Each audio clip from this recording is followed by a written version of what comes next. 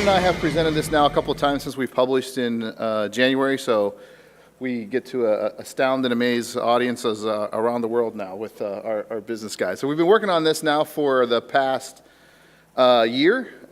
Obviously, all of the companies within the forum have contributed substantially to this document, right? The goal of this was to help sort of people considering the forum or in the forum understand what the forum was about. You know, why did we actually create it, and what are we trying to do, right? In a document form that people could can download and understand and look in various ways. So with that, we'll move forward. You know, starting with, you know, why was the forum created? You know, as Don had talked about, we're looking to create this standards-based open process control, right? The vision initially came into place where some key companies came together in the beginning. We're looking at how do we increase the rate and pace of innovation in the control systems. And so that was where the goals of interoperability and the forum was formed. And, you know, easily integrates best-in-class and components through interoperability, adaptively, intrinsically secure, and then certified components, and continues that innovation and creation with portable applications. So with the discussions that we've had, we needed to make sure that we had some key attributes and kind of what happened in that space. And so this is as we, you know, started off and the forum was formed, this is how the vision was created, and we started to move forward, and that's where we created this business guide. So in the spirit of utilizing standards, you'll see a couple slides here that look very similar to Don's. So in order, you know, so we started in November in San Francisco with a few key companies and kicked off the forum. As of January, we're at 110 or 115, and I heard, you know, I just checked, we had about another 5 or 6 in the past month. So since we've put the business guide out, a lot of people have talked to Gene and I know I've talked to the open group members as far as how do we want to engage, and they want to understand kind of what we're doing. And so we're encouraged to see that more and more people are looking to learn about the Open Process Automation Forum and kind of join us in the journey as well. So very similar slide to Don. So developing and publishing, evolving that realistic open architecture and specs. So we're not looking to create a bunch of new standards, right? The idea here is we use standards as they exist, and then if there's anything that we do need to create to make this work, we'll do that, but the idea is it's going to be a standard of standards, and that actually will help us with pulling in other consortia and other standards bodies to support our efforts. And then we're addressing both of the technical and business issues in the forum, right? One of the things that we recognize and maybe have learned from some efforts that may have happened in the past is if we don't address the business side of this equation, right? The idea is that it's beneficial for both the people who are purchasers as well as the suppliers and technology suppliers in the space. So it has to be economically viable as we move forward. Business models may change some, but we will understand that, you know, we have to address various forums. And actually, Gene will talk about some work we did in that space to make sure we understood that as well. So I won't belabor this one too much. I know Don had talked about it, but you know what we had done is in the structure here we've created different working groups. The two primary working areas, if you will, are the business group, which is what Gene and I are under. We run the subcommittee that's created this business guide. The technical work is who's taking those requirements and building out a technical standard, and then those two come together in this enterprise working group, and then we're utilizing a standards body who's out searching for the standards that we can use to apply to that areas of need.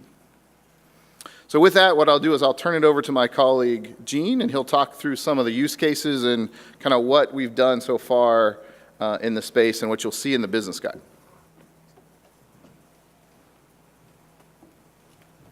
Thanks, Darren. So I'm going to delve a little bit deeper around the business use cases that were a major part of the business guide. And when we started this off, Darren mentioned November 2016, we kicked this off. Don Bartusiak did a really smart thing. He asked the founding members to submit statements on behalf of why they were joining the Open Process Automation Forum. In addition, when we kicked off the business guide, we went out and talked to the end users and pulled as many use cases as possible. So in the previous slide, Darren showed that there's a business working group, an enterprise architecture working group, and a technical working group. So to make these standards work, we wanted to ensure that the business use cases and other use cases pulled from the founding member statements could then be translated into requirements by enterprise architects as part of their working group. Finally, that is passed then to the technical working group where they can develop the open process automation standards. And can't overemphasize enough the importance of having architects at the center of this. Again, pulling from business use cases, from the end users, translating them into a set of requirements that then get passed to the technical working group in the development of the standards, and ensuring the alignment between what the business use cases we're trying to solve via the open process automation standard. And so you can see the list of industries that contributed.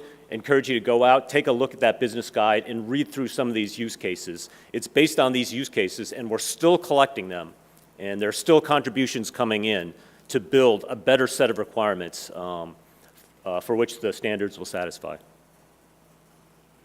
Okay. And from those use cases and founder statements, we found a lot of common themes across industries. So this is going to work not just for oil and gas, not for pharmaceutical. We think it's going to work for the entire industry because the themes, the technical themes that were called out from the business use cases were pretty standard. And it's a list of things that could represent the agenda for an ARC forum. So a lot of these things have been talked through in depth. I'm not going to go into them. The one I'll talk in particular that's so important to many of us, standard interfaces enabling the integration of best-in-class technologies. But the other ones have been talked about very eloquently at other sessions in the forum. And then those technical themes leading to these business themes and business drivers. You can see many of the same themes were talked about, again, multiple sessions, multiple forums, but these are the business benefits coming out from the founder statements as well as from the business use cases. Some particular to certain industries, but many of these themes run from industry to industry.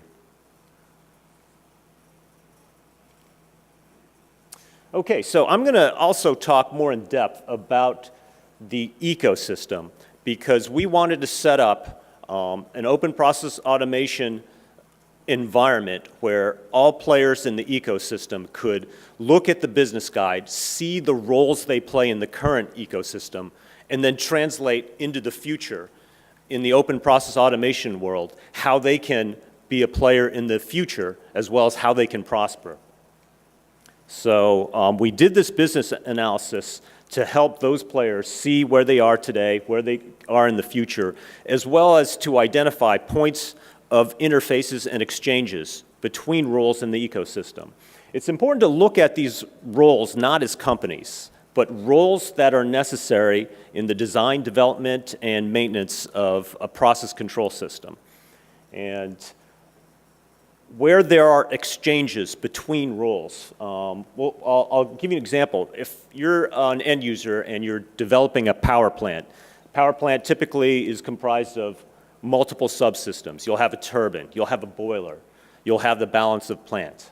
And you may go to a subsystem provider to give you that. In turn, the subsystem provider needs hardware for its control system, it needs an application layer, it needs code to run the turbine. It could be done by a single company, but we wanted to identify roles in the development of that turbine. And again, where there are points of exchange, where from one role, typically a set of requirements flow down to the supplier, as well as money or funding or contract, and what you get back is a piece of hardware, or maybe it's software application code, design documents, and the like. But it's at those points of exchange where we wanted to ensure there were open published standards to enable interoperability, modularity, and portability. So this analysis was facilitated via Osterwalder Business Model Canvas, a common technique used in businesses. And we used it to examine what the current state is today in the process control ecosystem, as well as to project into the future what that would look like. And we had participants across all the forum members representing DCS suppliers, end users, system integrators, all working together, examining the current state via Osterwalder, and then projecting into the future state.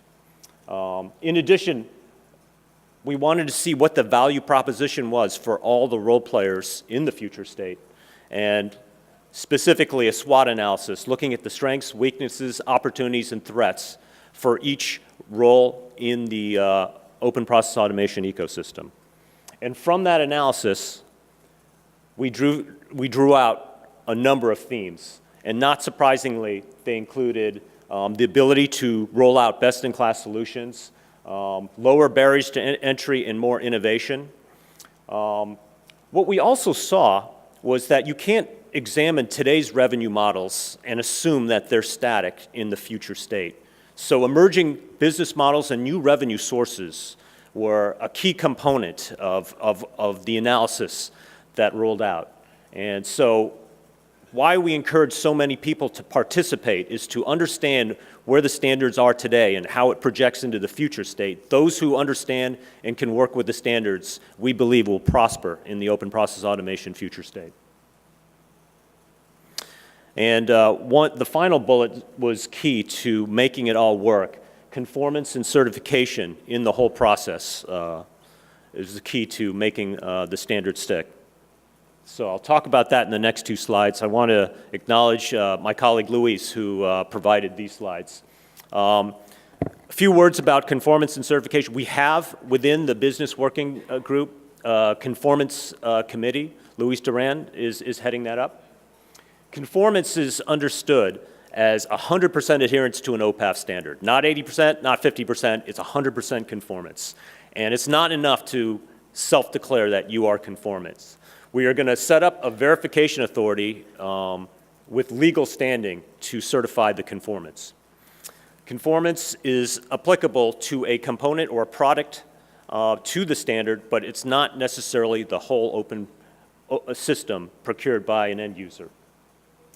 And also, as part of the conformance program, we're going to set up a registry of products that are conformant that will be available to procurers and buyers and end users. So the goals of certification, really, it's for the buyers to have confidence, to reduce risk, and to ensure all the quality attributes we wanted to see out of open process automation are there. The portability, the interoperability, the modularity. We also wanted to create a marketplace where there's a preference for those components that do conform to open process automation. We wanted to provide a process so that redundant testing is eliminated, and that testing to the standard, the open process automation standard, can be done certified by authority, and then that promotes reduced testing on the part of the buyer when they put that certified component into use. And Darren and I and our colleague Julie from DuPont are next going to work on a contract guide that'll provide language around standard statements of work, procurement language to assist buyers and sellers in the exchange of open process automation conformant components. So with that, I'm going to turn it back over to Darren to finish it up.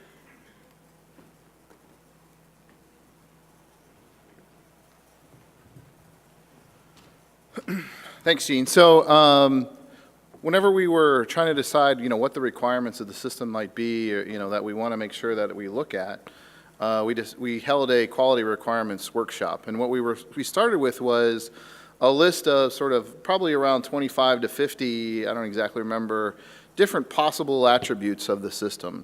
And we got together and, first sort of went through and make sure we understood and all agreed upon what the definitions of those items were. And then went back through and said, well, how do we decide what's important to us? And so I've got the top 10 there here. Will be coming. I won't read them all to you, but obviously one of the things that you've heard is key is interoperability. One of the initial things that came into place was that's key to make sure that best-in-class innovation can be incorporated into the system. So how do we make sure that we're utilizing, if one vendor or one supplier has something or a key new participant in the industry has an ability that somebody wants to implement into their factory, they have the ability to do that, and it's a little more easily integratable. It may not be exactly perfect. We did put them, as we voted, but obviously the key here is these are the top 10 as we move forward. How do we, and the other thing, we've been asked on some regular basis is, where are, how do you know you're going to be able to do this? People have tried it before. What gives you confidence that you can do it this time around? One of the things obviously we're trying to do is make sure we learn from past areas and where there have been successes. So if you look at them, there's two things. My company, Intel, was heavily involved whenever telecommunications kind of went through a similar transition, what was called software-defined networking or network function virtualization, where it was utilizing more interoperability, more standard kind of components in that type of a system, and how that transformation took place. So we're utilizing that as well. And then the other one that actually is the Future Airborne Capability Environment, or FACE, which is an open group effort that has happened where the government was looking to have more portability and reusability for the software that they use in some of their military aircraft, and so they've gone through that, and that actually has been very successful as well so far, and that is actually an open group. You can go look up that piece of it on the open group site as well. So those two areas are areas we're trying to say, well, what were the successes in those spaces, and try to understand kind of what they were doing. And Don talked a little bit more about our interactions with other standards bodies and trying to make sure that we bring them along to create a broader consortia as we try to move this forward. So I think this is probably one of the key slides in the presentation as we go forward. Don showed this a little bit earlier. But what we wanted to make sure of is that everyone kind of came along for the benefits of this, right? It wasn't just the end users are trying to get a cheaper price out of a supplier, or, we're trying to incorporate a given technology. I think what we're trying to do in this is make sure that the benefits are across the board, so that the end users get some of the new aspects and key attributes that they're looking for, as well as the suppliers have new paths to market, new opportunities for revenue. And then all that can grow bottom line. We believe that there's opportunity here for the entire pie to grow. That makes it all more successful. And so these things and these benefits that you see on the screen before you are very important. And we're looking at it from that total and complete business picture as well, not just the technology. And so we'll just say, we had a call to action here. You saw that a little bit earlier for the forum, as well as the business guide that is put together. So, obviously we just touched on some high-level aspects of this, Gene and I did. But you can actually go out and download that, whether you're a member or non-member, at the link below. And I'm sure you can get it from the open group fellows are in the back there, can provide that to you as well. So if you want to go out and sort of read more about kind of what we're doing, you can get that at the bottom link, and the overall forum is at the top one. So as we look forward to this, obviously Gene and I will be around for questions if you have any as well. And, thanks for listening. And I think at this point, Dennis is coming up, so I'll turn it over to him. Thank you.